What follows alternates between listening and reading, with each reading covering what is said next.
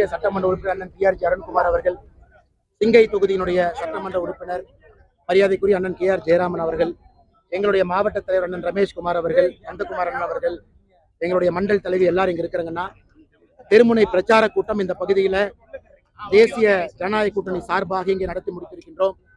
நம்முடைய கூட்டணி கட்சியினுடைய எல்லா தலைவர்கள் தொண்டர்கள் பங்கேற்றிருக்கின்றார்கள். 3 பூத் அளவில் நடக்கக்கூடிய கூட்டம். தமிழகத்துல இன்னைக்கு பாரதிய ஜனதா கட்சி 10,300க்கும் மேற்பட்ட இடத்துல திருமுனை பிரச்சார கூட்டத்தை கடந்த 17ஆம் தேதியிலிருந்து நடத்தி கொண்டிருக்கின்றோம். 20,000 இடத்தை தொட வேண்டும் என்கின்ற இலக்கோடு. காரணம், இது தேசிய ஜனநாயக கூட்டணி வெற்றி பெறுவதற்கு மரியாதைக்குரிய எதிர்க்கட்சி தலைவர் அண்ணன் எடப்பாடி பழனிசாமி அவர்கள் முதலமைச்சராக வரும் பொழுது கீழே நம்முடைய கூட்டணி கட்சியினுடைய தொண்டர்களிடம் ஒரு பிணைப்பு இருக்க வேண்டும், இணக்கம் இருக்க வேண்டும் என்பதற்காக, அதே நேரத்தில் பொதுமக்கள்கிட்ட நேரடியாக திராவிட முன்னேற்ற கழகம் தலைமையிலான அரசுடைய குறைகளை சொல்வதற்கு ஒரு வாய்ப்பாக இதை பயன்படுத்திக் கொள்கின்றோம். இன்னைக்கு தமிழகத்தை பொறுத்தவரை அரசியல் வரலாற்றுல, பொது வாழ்க்கை வரலாற்றுல ஒரு துக்க நாள் என்றுதான் சொல்ல வேண்டும். மரியாதைக்குரிய கம்யூனிஸ்ட் பேரியக்கத்தினுடைய தலைவர் ஐயா நல்லக்கண் அவர்கள் இன்னைக்கு நம்மளோடு இல்லை. உடல்நிலை சரியில்லாத காரணத்தினால கடந்த சில மாதங்களாகவே கடுமையாக போராடி கொண்டிருந்தார். நாம் எல்லோரும் கூட ஆண்டவனை வேண்டிக்கிட்டே இருந்தோம். வயது மூப்பு 101 ஆக இருந்தாலும் கூட எல்லாவற்றையும் தாண்டி நம்மளோடு இருப்பார் என்கின்ற பெரும் நம்பிக்கையோடு இருந்தோம். இன்னைக்கு அது நடக்கல. ஒரு அரசியல் தலைவருக்கான முழு இலக்கணம் இருக்கக்கூடிய தலைவர் ஒரே ஒரு முறை தேர்தலில் போட்டியிட்டாங்க. அதுவும் 1999 கோயம்புத்தூர் இந்த பாராளுமன்ற தொகுதியில போட்டியிட்டாங்க. அன்னைக்கு ஐயா வெற்றி வாய்ப்பு இழந்தாங்க. அன்னைக்கு ஜெயிச்ச நம்முடைய அண்ணன் CP ராதாகிருஷ்ணன் அவர்கள் இன்னைக்கு குடியரசு துணைத் தலைவராக இருக்கிற அண்ணன் சொன்னாங்க, நான் ஜெயித்திருந்தாலும் கூட இன்னைக்கு வேதனைப்படுறேன். இப்படிப்பட்ட ஒரு அற்புதமான மனிதன், ஒரு மகான், மக்களுடைய அன்பையெல்லாம் பெற்றிருக்கக்கூடிய ஒரு மனிதன் இன்னைக்கு தேர்தலில் தோத்துட்டாங்க அப்படின்னு நினைச்சும் பொழுது என்னுடைய வெற்றியை என்னால் கொண்டாட முடியவில்லை என்று அன்னைக்கு நம்முடைய அண்ணன் CP ராதாகிருஷ்ணன் அவங்க சொன்னாங்க. அது ஒரு புகழாரமா சொன்னாங்க. அப்படிப்பட்ட ஒரு தலைவர் MLA-வாக இருந்ததில்லை, MP-யாக இருந்ததில்லை. சுதந்திரத்திற்கு முன்பு போராட்ட காலத்தில் இருந்தாங்க. சாண்ட் மைனிங்க்கு எதிராக கடுமையாக போராடியவர், மக்களுடைய குரலாக தொடர்ந்து பேசியவர். 101 வயசு, எந்த அரசியல், எந்த அரசாங்க பொறுப்பிலும் இல்லாத ஒரு மனிதர் மக்களுடைய அன்பை மற்றும் பெற்று ஒரு மகத்தான ஒரு அரசியல் இலக்கணமாக இருக்கக்கூடிய நல்லக்கண் ஐயா அவர்களுக்கு எங்களுடைய மரியாதை கலந்த அஞ்சலிகளை இந்த நேரத்தில் தெரிவித்துக் கொள்கின்றோம். அவருடைய அரசியல் வாழ்வு, அவர் வாழ்ந்த விதம் எங்களை போன்ற மனிதர்களுக்கு ஒரு பெரிய ஊக்கத்தை கொடுக்கும். அவருடைய வழியில பயணம் செய்வதற்கு ஒரு பெரும் உந்துதலாக ஐயா இருப்பார் என்கின்ற முழு நம்பிக்கை. ஆனா எதுவுமே இல்லைங்கன்னா, நம்ம தலைவர்கள் இருக்கிறாங்க, நம்ம மாநில தலைவர் இருக்கிறாங்க, நயினார் அண்ணன், பியூஷ் கோயல் அவங்க வர இருக்கிறாங்க 26, 27. இது அவங்களுடைய இலாக்கா, அவங்க பேசிக்குவாங்க.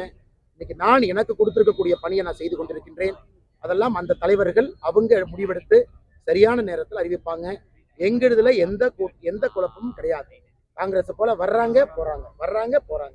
டெல்லிக்கு போனதுக்கு அப்புறம் காங்கிரஸுடைய பொதுச் செயலாளர் பேட்டி கொடுக்குறாங்க, எங்களுக்கு அதிகாரத்துல பங்கு வேணும், தமிழகத்துல வேண்டாங்கிறாங்க. அந்த டிராமால எதுவுமே கிடையாதுங்கன்னா, எங்களை பொறுத்தவரை நேர்கோட்டில் பயணம் செய்கின்றோம். என்ன சொல்லணும், எப்படி சொல்லணும் என்பதற்கு தலைவர்கள் இருக்கிறாங்க, அவர்கள் பார்த்துக் கொள்வார். ஒற்றுமையா கிடையாது, பேரளவுக்கு மேடைக்காக தான் பாஜகவினர் அம்மா ஜெயலலிதாவையும் எம்ஜிஆரையும் பத்தி பேசிட்டு இருக்காங்க. மோடி கூட அதை வச்சு தான் பேசிட்டு இருக்காங்க. ஒற்றுமை யார் சொல்ல அப்படின்னு திருமாவளவன் சொல்றாங்க. திருமாவளவன் அண்ணன் இன்னைக்கு அவருக்கே ஒரு சீட்டை குறைக்க போறாங்க.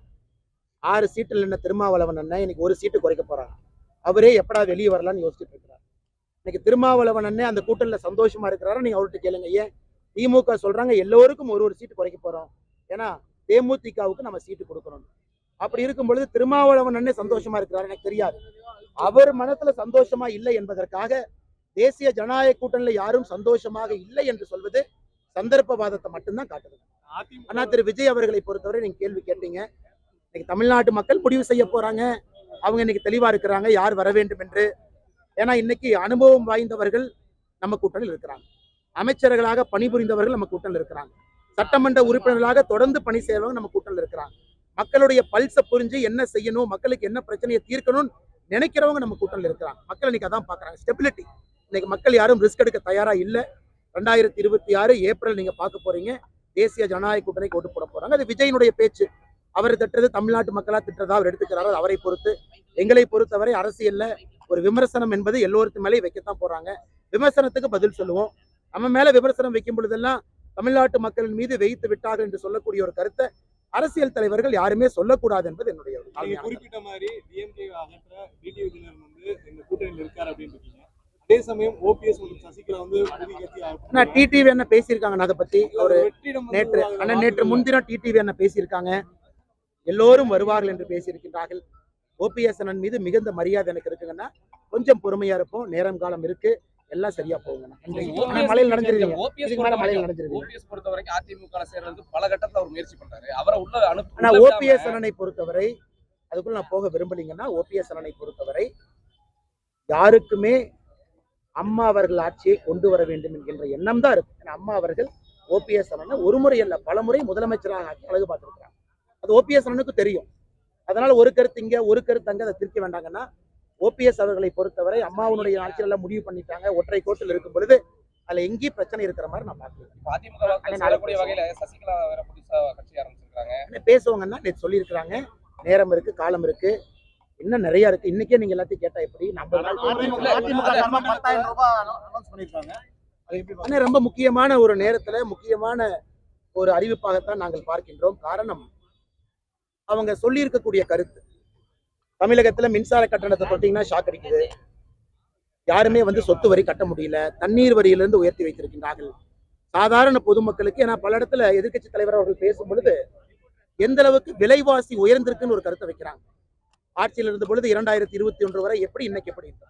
அதனால் ஆட்சிக்கு வந்தவுடன் ஒரு முறை 10,000 ரூபாய் ஒரு குடும்பத்திற்கு நாங்கள் கொடுக்க போகின்றோம் என்கின்ற சொல்ற கருத்து எந்த விதத்திலும் கூட தவறான கருத்து அல்ல. அது மக்களுக்கு கண்டிப்பா பயன்படும்.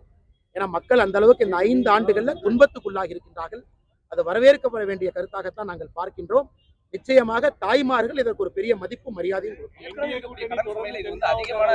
கொடுக்கணும். கடன் சுமை இருக்கு இல்லைன்னு நான் சொல்லிங்கன்னா, ஒரு பேலன்ஸ்டு பட்ஜெட்டை கொண்டு வரணும். இன்னைக்கு எல்லாரும் எங்களை பார்த்து குற்றம் சுமத்துறீங்க. இன்னைக்கு எடப்பாடி அண்ணன் நாங்க ஆட்சிக்கு வந்தவுடன் தாய்மார்களுக்கு 2,000 ரூபாய் கொடுக்குறோம், ஒரு பக்கம் கடன் சுமைன்னு சொல்றீங்க. நான் இன்னைக்கு சொல்றேன், நீங்க கேளுங்க. திராவிட முன்னேற்ற கழகத்தினுடைய ஆட்சி இந்த பட்ஜெட்ல 3,30,000 கோடி ரூபாய் பணத்தை தமிழ்நாட்டுக்குள்ள எடுத்திருக்கணும். ரெவென்யூ மொபிலைசேஷன் தமிழ்நாட்டுக்குள்ள 3,30,000 கோடி ரூபாய் வருமானத்தை ஈட்டி இருக்கணும். ஆனா 3,03,000 கோடி தான் ஈட்டினாங்க. அதுலயே 27,000 கோடி ஈட்டல. ஒரு பக்கம் வருமானத்தை ஈட்டுறதுல மைனிங் வெறும் 100 கோடி தான் ஈட்டுது. எல்லாம் இல்லீகல் மைனிங். பாருங்க, ஸ்ரீரங்கத்தினுடைய எம்எல்ஏ அவர் பண்ற அலும்ப பாக்குறோம். தமிழ்நாட்டுல மைனிங் துறை வெறும் 100 கோடி ரூபாய் மட்டும்தான் வருமானத்தை ஈட்டு நம்ப முடியாது. ரெவென்யூவை பிளக் பண்ணி ரெவென்யூ நம்ம பண்ணக்கூடிய ரெவென்யூ மொபிலைசேஷனை கரெக்ட் பண்ணும் பொழுது பல பிரச்சனைகளுக்கு தீர்வா இருக்கும். ஒரே நாள்ல கடனை குறைக்க முடியும் நான் சொல்லிங்கன்னா, ஆனா கடனை குறைப்பதற்கான முயற்சி எடுக்கணும். ரெவென்யூ மொபிலைஸ் பண்ணணும். மைனிங்ல இருந்து நிறைய பணத்தை நம்ம வெளியே எடுக்கணும். இது கண்டிப்பா பண்ண முடியும். திராவிட முன்னேற்ற கழகத்தை பொறுத்தவரை ஒரு உதாரணம் சொல்றேன். 3,30,000 கோடி மொபிலைஸ் பண்ணுவோன்னு சொல்லி பட்ஜெட் போட்டவங்க ரிவைஸ்ட் எஸ்டிமேட்ல 3,03,000 கோடி தான் மொபிலைஸ் பண்ணிருக்காங்க. அதுல 27,000 கோடி கோட்டை விட்டுருக்காங்க. அதையெல்லாம் செய்யும் பொழுது கடன் சுமையை சரி செய்ய முடியும் என்கின்ற நம்பிக்கை இருக்கு. அதே நேரத்துல இது ஆரோக்கியமான அரசியலான்னு கேட்டா ஆரோக்கியமான அரசியல் தான். இந்த நேரத்துக்கு தேவைப்படுது. மக்கள் எதிர்பார்க்கிறாங்க. மக்களுக்கு நம்ம கொடுக்கணும். துன்பத்தில் இருக்கிறாங்க, கஷ்டத்தில் இருக்கிறாங்க, கூலி வேலை செய்யறாங்க, இருக்கக்கூடிய விலைவாசி கட்டுப்படி ஆகாம இருக்கு. பணக்காரங்களா இருந்து நம்ம சேர்ல இருந்து பார்க்க கூடாதுங்கண்ணா. கார்ல போறவங்க, ட்ரெயின்ல போறவங்க, பிளைட்ல போறவங்க, நடந்து போறவங்க, எத்தனையோ தரப்பட்ட மக்கள் இருக்கிறாங்க. அரசியல் என்பது எல்லோருக்கும் பொதுவாகவாக இருக்கணும். அதனாலதான் இந்த 10,000 ரூபாயாக இருக்கட்டும், பெண்களுடைய ஊக்கத்தொகை அதிகப்படுத்துவதாக இருக்கட்டும், எல்லோரையும் முன்னேற்ற வேண்டும் என்கின்ற கருத்து